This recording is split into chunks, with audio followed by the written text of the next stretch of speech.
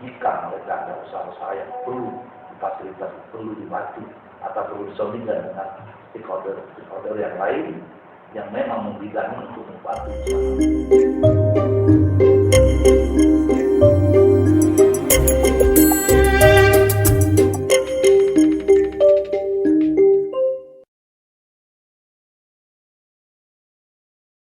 Nah, kemudian kita bergeser sedikit nih terkait dengan beberapa problem yang ada di dinas pasar ya, pemerintah. Salah satunya relokasi dari para pedagang dari pasar Pangkalan Balai kemudian ke pasar baru ya, Cangkring. Bagaimana sih progres sejauh ini?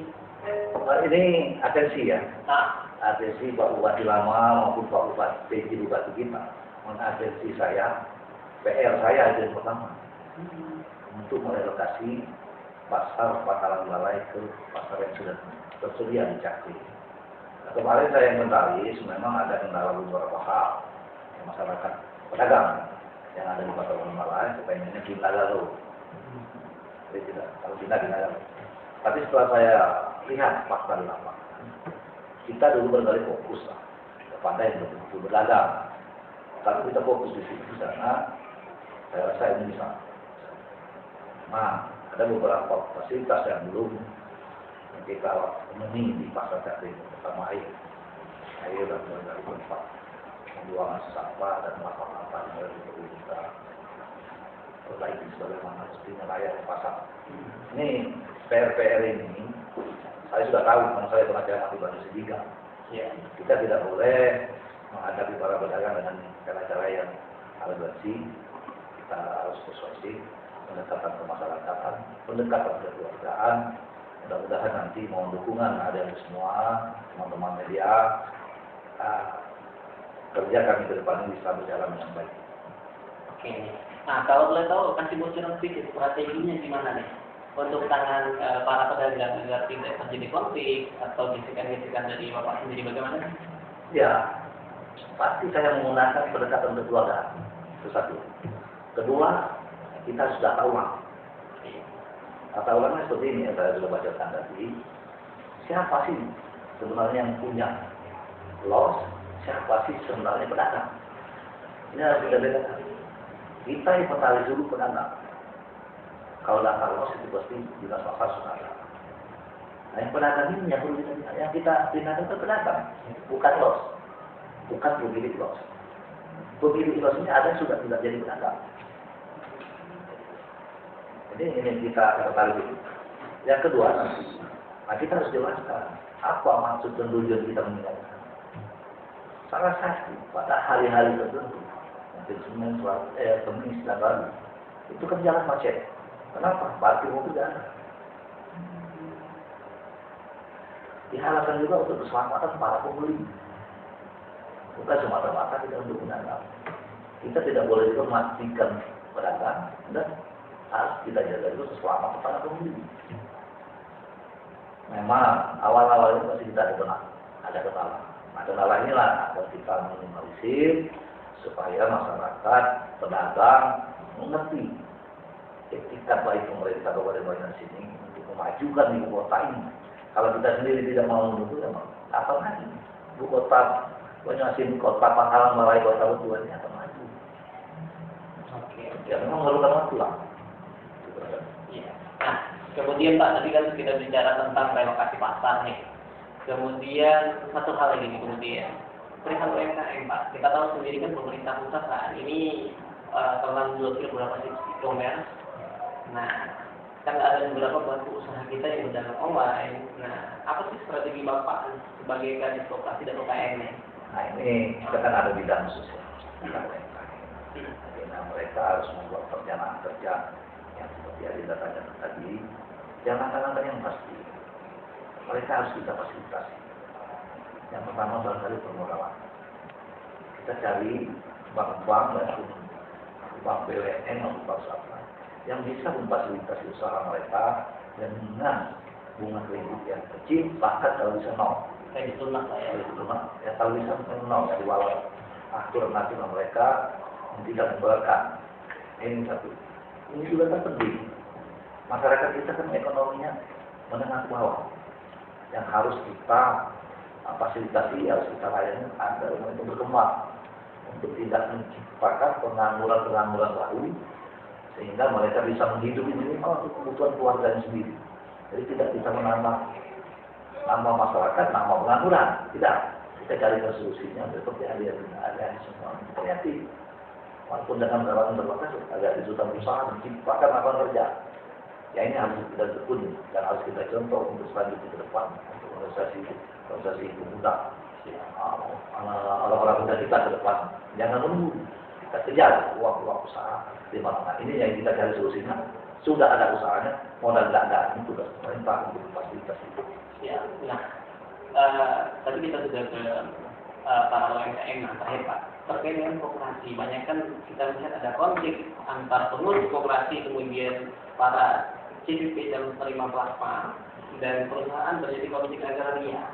Bagaimana itu domain dari Koperinda UKM oleh Bapak sendiri untuk mengatasi hal tersebut? Nah, ini pengalaman ya. Pengalaman saya sama kita masuk ke koperasi. Ya. Ada satu kesalahan karyawan. Contoh, di suatu wilayah, suatu desa, pada saat kebebasan, seluruh lahan itu dibebas. Itu seluruh lahan dibebas. Kalau dibebas, mati infeksi. Masyarakat menuntut harus ada plasma. Dengan aturan-aturan yang baru sekarang ada yang 20. Kata guru ada 30, 70, bahkan ada yang 60, 40.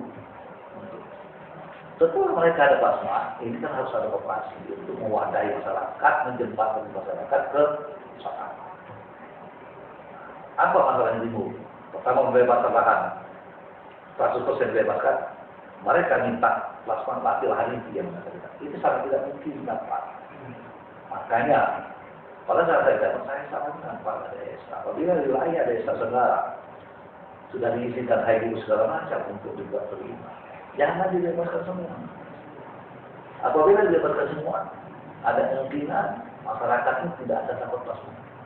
Tidak bisa inti dijadikan plasma.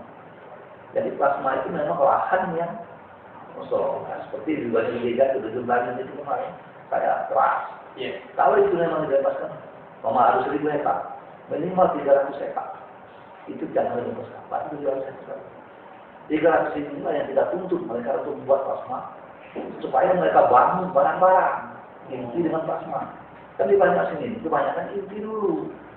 Ini jadi salah satu masalah. Yang kedua kenapa? Nyangkut koperasi yang mewadahi plasma ini. Koperasi ini kan saling lebih. Perusahaan juga menurut selera mereka. Kalau koperasi tidak bisa bekerja sama mereka, bisa-bisa satu pengurus kepala koperasi itu tadi. Kedua, memang ada dualisme. Itu ada beberapa perusahaan dan satu kemarin. Pada satu perusahaan ada 2 koperasi. Itu akan menimbulkan konflik. Yang dari kita satu petani. Ketiga, transparansi yang dituntut oleh peserta plasma pada perusahaan. Laba akunnya upah kami dibayar. Nah, itu kan ada audit mereka. Setiap tahun ada audit. Nah, audit ini ya, kita nggak tahu lah pada perusahaan ini langkah-langkah supaya mencari yang betul-betul independen. Berapa nih yang utang plasma ini masih berapanya lagi sisa yang akan mereka bayar. Jadi ini konflik-konflik yang ada sekarang. Di samping tadi konflik agraria ini, kalau agraria tidak diberikan pemerintahan yang mengalami di bawah satu, segala macam. Ini mengenai pembebasan lahan. Yang ya kalau zaman dulu kan belum menggunakan BPS, masih tali dulu. Sekarang mereka banyak lagi dulu, ada haji itu juga sekarang. Nah ini kan banyak yang diusahakan oleh masyarakat. Terjadi konflik. Ini kita juga pemerintah, saya mengalami hal demikian. Ya kalau pembebasan lahan itu harus clear. Jangan sampai menimbulkan permasalahan. Ini hanya oknum saja sebenarnya. Oknum-oknum yang tidak bertanggung jawab sehingga baik dari perusahaan maupun dari pemerintah kita sendiri yang memberikan kebebasan yang tidak terkendali dan yang merugikan masyarakat. Yang jelas bebas segala itulah. Ini tidak ada lahan, bahkan untuk kebun desa atau aset desa saja susah. Ini ke depan memang pemerintah desa harus, apalagi yang ada perusahaan sawit, diminta untuk kebun desa minimal 5 hektar atau 10 hektar akan hidup pemerintah desa tidak selalu mengarah pada dana desa. Ya ini solusi ke depan. Ini barangkali ya. Oke, terakhir nih Pak. Ya. Kalau rekan-rekan pelaku UMKM ingin berkoordinasi dengan Disperindak, selain bisa datang ke kantor, bagaimana cara kami berkomunikasi dengan Disperindak? Ya saya rasa sangat kalau saya pribadi kalau pas dari keluarga, nah, saya lebih senangnya di mana saja ketemu saya. Nanti ada tidak ada salah-salah teknis, nah ini akan saya kembalikan kepada bidang terkait dengan bidang UMKM untuk difasilitasi. Ya, kita harus permudah. Kenapa kita harus sulit? Kalau memang itu harus permudah. Dan tugas kami harus mempermudah. Apabila memang ada salah-salah yang harus kemudian kita perlu dulu, dan kita harus diberitahukan pada usaha-usaha ini, pada UMKM ini, jangan dibiarkan. Karena kita juga bukan kita yang modali, kita memfasilitasi. Kita carikan mungkin bank, mungkin investor, mungkin BUMN, melalui CSR atau melalui apa saja, untuk mempermudah memfasilitasi UMKM yang akan berkembang ke depan juga kita di Indonesia. Nah, jadi buat kawan-kawan khusus pelaku UMKM, jadi beliau sudah menegaskan selain datang bisa datang ke kantor, rekan-rekan bisa langsung menjumpai beliau, baik di jalan ataupun staf beliau ya. Jadi sangat mudah, beliau sangat terbuka buat teman-teman. Jadi jangan takut untuk berusaha, kita dapat menyimpulkan jangan takut untuk berusaha, jangan takut untuk berkembang, karena yakinlah pemerintah Kabupaten Banjarmasin, terutama Dinas Koperasi dan UKM siap untuk membantu kalian.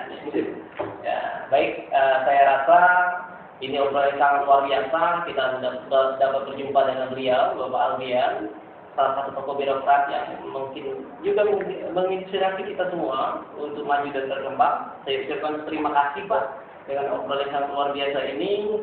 Kepada teman-teman, jangan lupa untuk like, komen, dan subscribe di channel YouTube SWI TV Banjarmasin. Assalamualaikum warahmatullahi wabarakatuh.